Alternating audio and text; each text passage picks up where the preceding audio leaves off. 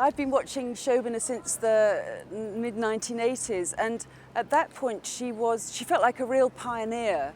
In England we have quite a big South Asian community, and there was a strong element of classical South Asian dance, but Shobana, I think, was one of the first choreographers to bring this very rigorous training in Bharatanatyam, the classical South Asian dance form, and meld it not only with Western contemporary dance languages, but also with a very Western sensibility. So one of the very first works I saw, she collaborated with Michael Nyman, the composer, and he was very fascinated by the idea of writing a Western string quartet, but with Indian rhythmic cycles. And at the same time, Shobana found that her language altered in that she was using quite a lot of South Asian dance motifs, but structuring it and giving it a kind of, structuring it in a very Western way, but giving it a very Western energy as well.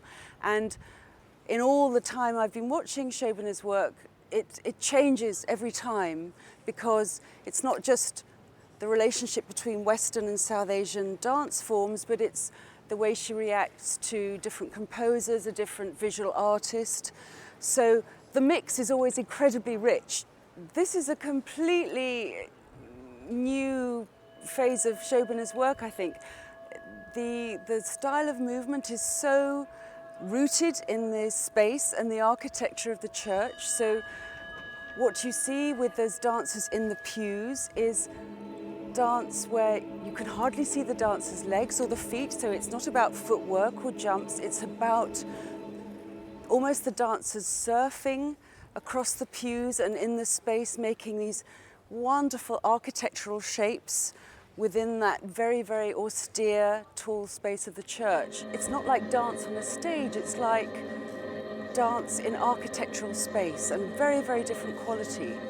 But at the same time, as this very formal, structural sense of this dance in relation to the pews and the very formal square shape of the church, you get this sense of the relationship between the women and this sacred space.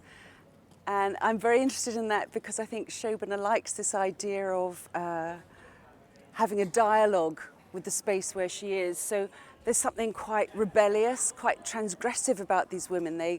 Some of the movement starts out very ritualized, very almost liturgical, and it gets wilder and more emotional, as if these women are kind of having an argument with the history of religion and with this rather masculine space that the church represents.